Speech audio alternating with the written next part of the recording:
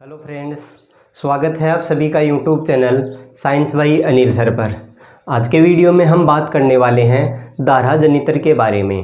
धारा जनित्र हैं वो दो प्रकार के होते हैं, जिनमें से इस वीडियो में हम जानेंगे प्रत्यावर्ती धारा जनित्र क्या होता है। इस प्रत्यावर्ती धारा जनित्र की हम संरचना से लेके इसका सिद्धांत क्या होता है, यह धारा जनित्र किस प्रकार से कार्य करता है, इसकी कार्यविधि है, वो सारी जानकारी इस वीडियो में हम लेने वाले हैं। वीडियो थोड़ा लंबा बन सकता है, लेकिन यदि आप वीडियो को पूरा देखते हैं तो आप प्रत्यावर्ती धारा जनित्र को भली भांति समझ पाएंगे। इतने शानदार तरीके से हम इस प्रत्यावर्ती धारा जनित्र को देखने वाले हैं। तो हम सबसे पहले बात करें कि जो प्रत्यावर्ती धारा जनित्र है किसे कहा जाता है। तो जैसे हमारे घरों में हम देखते हैं कि जो पंखे चलते हैं, टीवी चलता है, बल्ब जलता है, ये करंट से यानी विद्युत धारा से ये सब चलते हैं।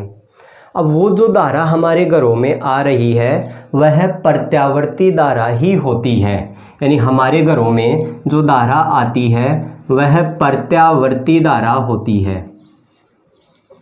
प्रत्यावर्ती धारा है जिसको शॉर्ट में दर्शाएं एसी, प्रत्यावर्ती धारा एसी। इस प्रत्यावर्ती धारा की क्या विशेषता है, यानी इस धारा के लिए हम ग्राफ देखें तो इस धारा का ग्राफ है वो इस प्रकार से प्राप्त होता है, इस प्रकार से, यानी धारा की दिशा और इसका मान समय के साथ परिवर्तित होता है। उस धारा को कहा जाता है प्रत्यावर्ती धारा। यानी ये एक बार इधर हम जानते हैं ये ऊपर की साइड प्लस है और ये नीचे की तरफ माइनस होता है, तो इसकी धारा है वह परिवर्तित होती है। इस स्थान पे ये शून्य होता है। तो जब कभी हमें करंट लग जाता है तो ये धारा है ना वो झटका मारती है। झटका किस समय मारा जाता है, जब ये प्लस से माइनस में जाती है या माइनस से वापस प्लस में प्रवेश करती है, उस समय ये झटका देती है। और उस झटके के साथ यदि हमारा हाथ किसी नंगे तार को छू गया है तो झटके के साथ ही हमारे हाथ हैं वो उस तार से अलग हो जाते हैं। तो ये थी प्रत्यावर्ती धारा। हम इसकी परिभाषा की बात करें कि प्रत्यावर्ती धारा किसे कहते हैं। ऐसी धारा जिसकी दिशा और मान दोनों समय के साथ परिवर्तित होते हैं उसे प्रत्यावर्ती धारा कहा जाता है। और ऐसा जो जनित्र है जिससे प्रत्यावर्ती धारा उत्पन्न होती है उसे प्रत्यावर्ती धारा जनित्र कहा जाता है। आसान सी परिभाषा है, प्रत्यावर्ती धारा जनित्र किसे कहते हैं। ऐसा धारा जनित्र जिससे उत्पन्न विद्युत धारा की दिशा और मान दोनों समय के साथ परिवर्तित होते हैं उस धारा को प्रत्यावर्ती धारा कहा जाता है तथा इस जनित्र को प्रत्यावर्ती धारा जनित्र कहते हैं। अब हम देखते हैं इस प्रत्यावर्ती धारा जनित्र का जो सिद्धांत है यह कौन से सिद्धांत पे काम करता है। परिभाषा की बात हो गई, परिभाषा के बाद अगली बात करते हैं हम इसका सिद्धांत। तो जो प्रत्यावर्ती धारा जनित्र है यह विद्युत चुंबकीय प्रेरण के सिद्धांत पर काम करता है। विद्युत चुंबकीय प्रेरण के सिद्धांत पे प्रत्यावर्ती धारा जनित्र कार्य करता है। विद्युत चुंबकीय प्रेरण क्या होता है जिसके बारे में हम पीछे एक वीडियो में देख चुके हैं कि विद्युत चुंबकीय प्रेरण क्या होता है। फिर भी आपकी जानकारी के लिए मैं ये बता दूं विद्युत चुंबकीय प्रेरण किसे कहा जाता है कि जैसे कोई चुंबक है, उस चुंबक और उसके साथ में कोई कुंडली रखी हुई है, तो जब हम कुंडली और चुंबक के बीच में जब सापेक्ष गति करवाते हैं तो उस कुंडली में धारा उत्पन्न हो जाती है। उस धारा को प्रेरित विद्युत धारा कहा जाता है और इस प्रभाव को विद्युत चुंबकीय प्रेरण कहते हैं। यानी कुंडली के चुंबकीय फ्लक्स में परिवर्तन के कारण उसमें जो धारा उत्पन्न होती है उसे प्रेरित विद्युत धारा कहते हैं और इस प्रभाव को विद्युत चुंबकीय प्रेरण या इस सिद्धांत को विद्युत चुंबकीय प्रेरण का सिद्धांत कहते हैं, जो माइकल फैराडे के द्वारा दिया गया था। तो ये प्रत्यावर्ती धारा जनित्र का सिद्धांत हो गया कि यह विद्युत चुंबकीय प्रेरण के सिद्धांत पर कार्य करता है। इसके बाद बात करते हैं इसकी बनावट की।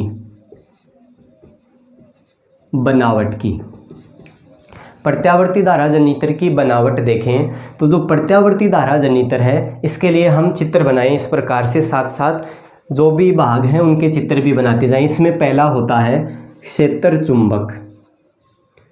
इसमें जो पहला भाग है वो होता है इसका क्षेत्र चुंबक।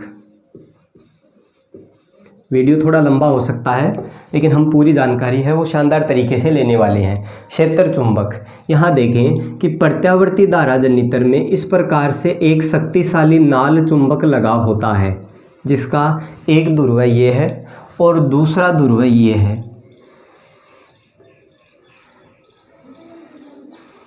ये इसके दो ध्रुव हैं। इनको थोड़ा 3D में बनाएं तो हम इसको इस प्रकार से दिखा दें।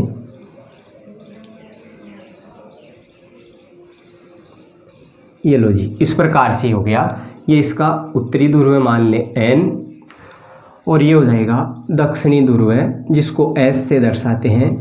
इसको भी थोड़ा सा सुंदर बना दें इस प्रकार से। ये हो गया दक्षिणी ध्रुव है S। तो इसकी बनावट में जो पहला है वह क्षेत्र चुंबक है कि प्रत्यावर्ती धारा जनरेटर में एक शक्तिशाली नाल चुंबक का उपयोग किया जाता है। चुंबक के दो ध्रुव होते हैं, उत्तरी ध्रुव यानी नॉर्थ पोल और दक्षिण ध्रुव यानी साउथ पोल। ये दो ध्रुव हैं। अब इन दो ध्रुवों के मध्य रखी जाता है आर्मेचर या कुंडली। आर्मेचर, दोनों ध्रुवों के मध्य रखेंगे आर्मेचर। तो आर्मेचर को हम इस प्रकार से प्रदर्शित करें कि आर्मेचर क्या है। जैसे यहाँ ये आर्मेचर रख रखा है,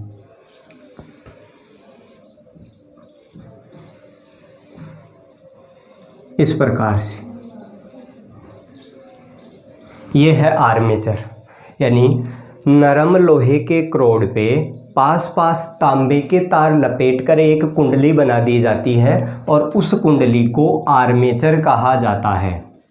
नरम लोहे के क्रोड पर पास पास लपेटे गए विद्युत रोधी आवरण वाले तारों से जो कुंडली बनती है उसको आर्मेचर कहा जाता है।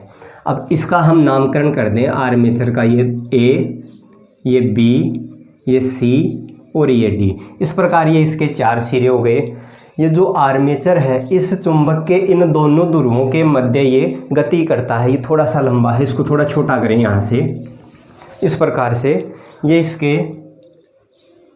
इस भाग को थोड़ा सा छोटा कर दें। ये भुजा A है और ये D है, इस प्रकार से।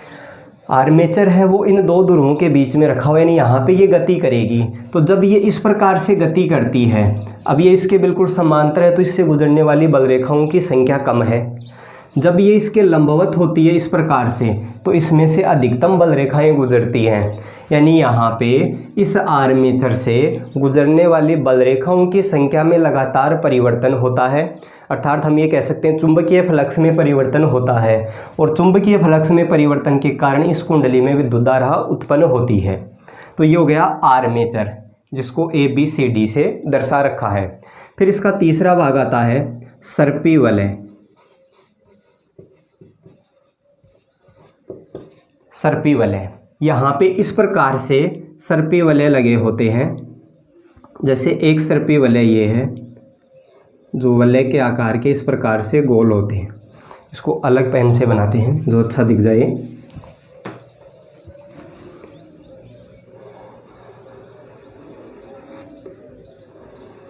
इस प्रकार से ये एक सर्पी वलय है और इस दूसरे से ये दूसरा सर्पी वलय जुड़ा होता है। इससे ये दूसरा जोड़ दें।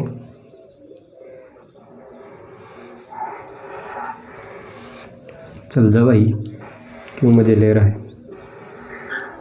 ये दूसरा सर्पी वलय जिसको हमने लाल कलर से दर्शा दिया है कि दोनों आसानी से समझ में आए।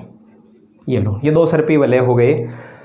इन सर्पी वलयों का नामकरण करें। जैसे ये जो सर्पी वलय है इसको दर्शा दें S1 से, और ये जो दूसरा सर्पी वलय है ये हो जाएगा S2 से। ये शायद इस कलर में नज़र नहीं आ रहा होगा, इसको हम दूसरे कलर से ही बना देते हैं।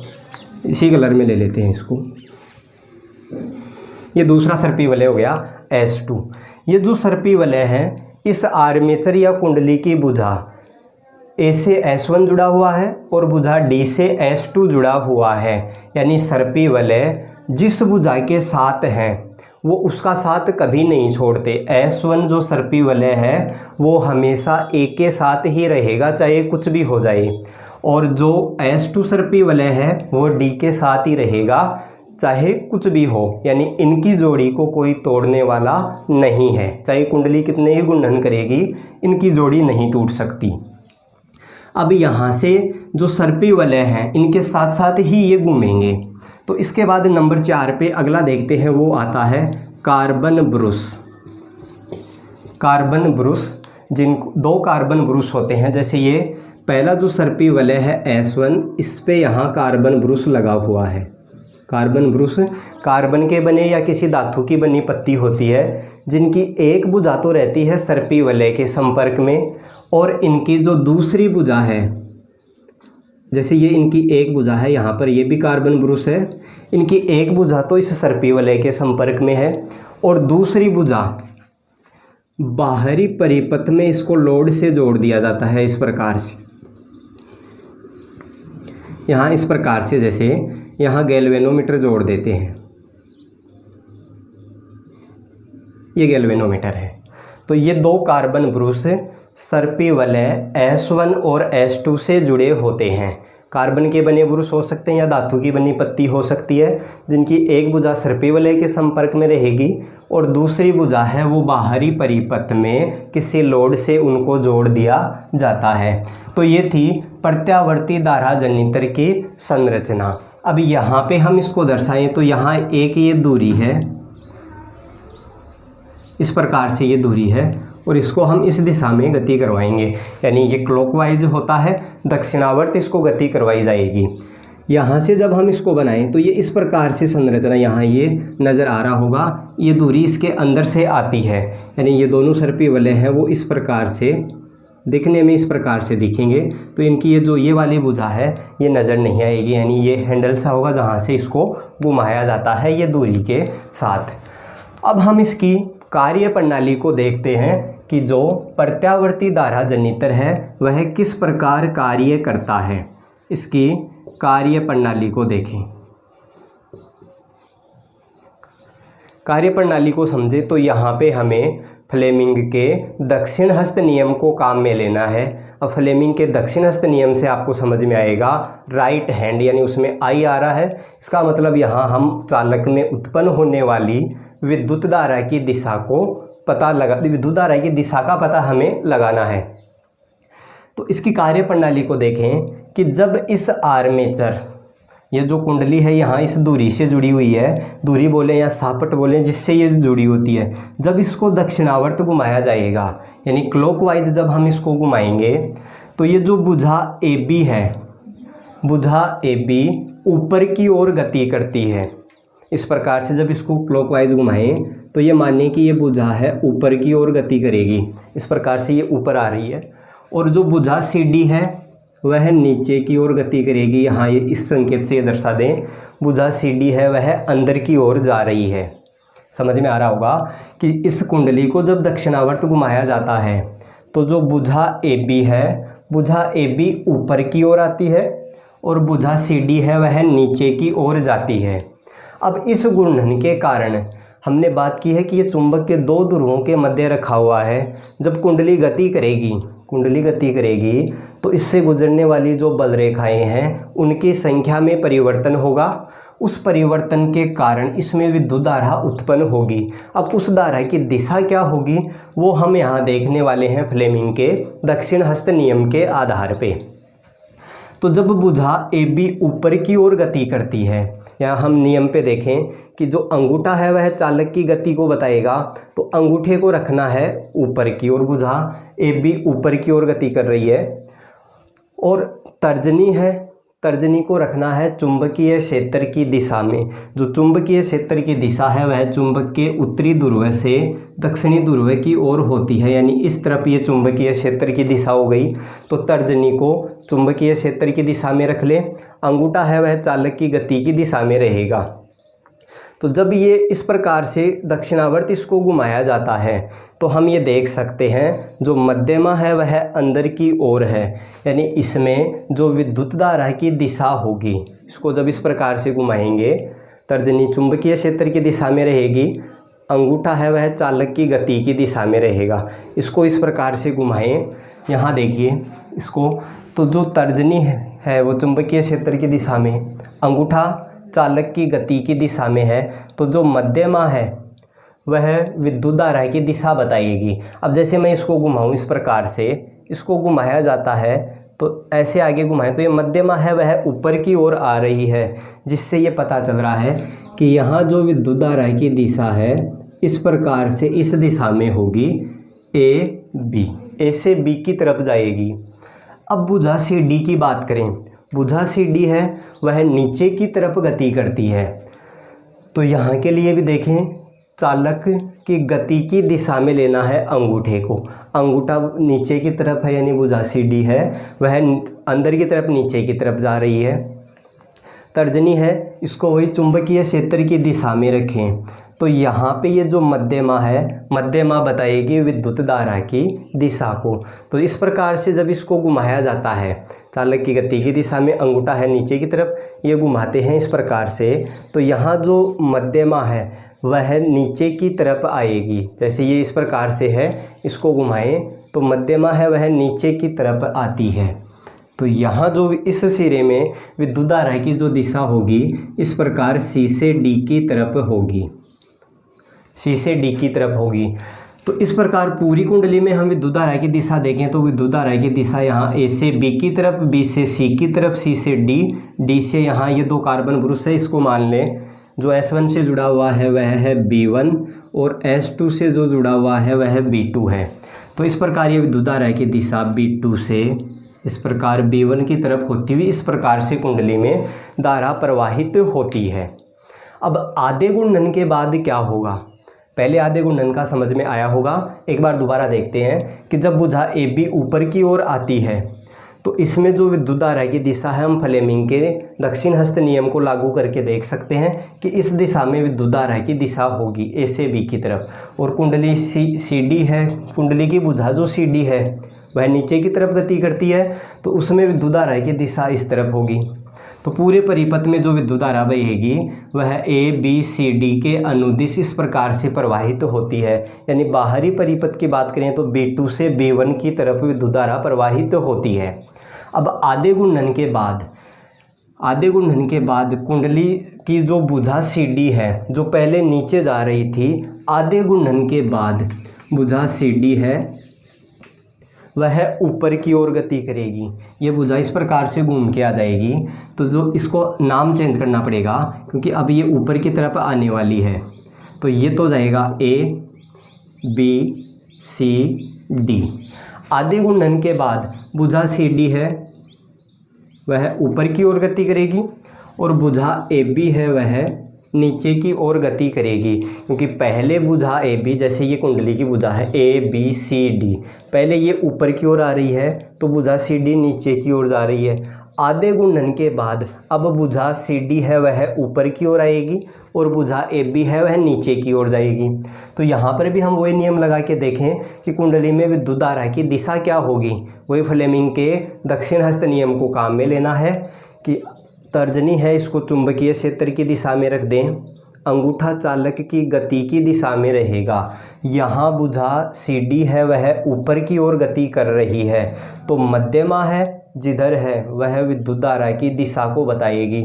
यहाँ हम देख सकते हैं मध्यमा इस दिशा में है, इस प्रकार से ये मध्यमा की दिशा है जब ये गति करेगी इस प्रकार से। तो यहाँ पे अब की बार जो विद्युत धारा की दिशा है यहाँ D से किधर हो गई, C की तरफ, और यहाँ चलें इस भुजा BA पर या भुजा AB पर।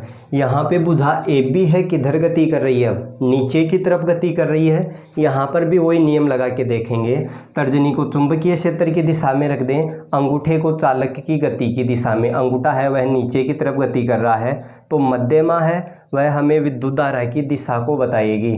तो इस प्रकार हम इसको जब इसको गति करवाएंगे तो मध्यमा है वह नीचे की तरफ हो रही है, यानी यहाँ जो विद्युत धारा की दिशा है वह इस प्रकार से होगी।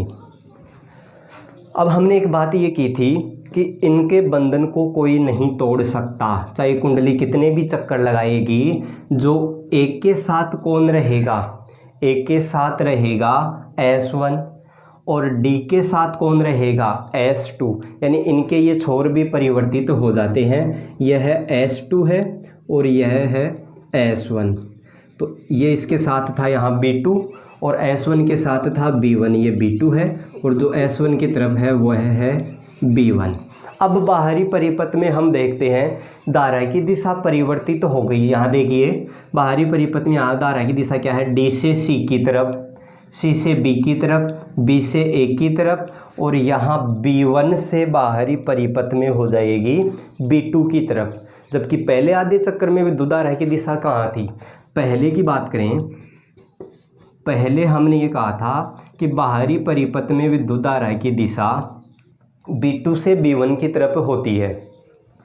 अगले आधे चक्कर में जब ये भुजा कुंडली की जो भुजा है पहले के विपरीत दिशा में गति कर रही है, ये सिरे भी चेंज हो जाते हैं, तो पहले और बाद में जो विद्युत धारा की दिशा है वह हो जाती है B1 से B2 की तरफ, B1 से B2 की तरफ। तो इस प्रकार यहाँ हम देख सकते हैं कि आधे घूर्णन के बाद विद्युत धारा की दिशा परिवर्तित हो रही है। फिर अगले आधे घूर्णन के बाद क्या होगा कि भुजा AB जो पहले नीचे की तरफ गति कर रही है, अब भुजा AB वापस किधर गति करेगी, ऊपर की ओर। भुजा AB ऊपर की ओर गति करेगी, यहाँ जो S1 है वो वापस यहाँ आ जाएगा और जो S2 है वो वहाँ वापस चला जाएगा, यानी ये इनके साथ ही रहेंगे, जिस कारण बाहरी परिपथ में विद्युत धारा की दिशा है वह परिवर्तित होती रहती है। और जिस धारा की दिशा और मान समय के साथ परिवर्तित होता है उसे प्रत्यावर्ती धारा कहा जाता है। इस जनित्र को कहा जाता है प्रत्यावर्ती धारा जनित्र। भारत में जो प्रत्यावर्ती धारा है या हमारे घरों में जो धारा आती है, भारत में इस प्रत्यावर्ती धारा की जो आवृत्ति है वह 50 हर्ट्ज होती है।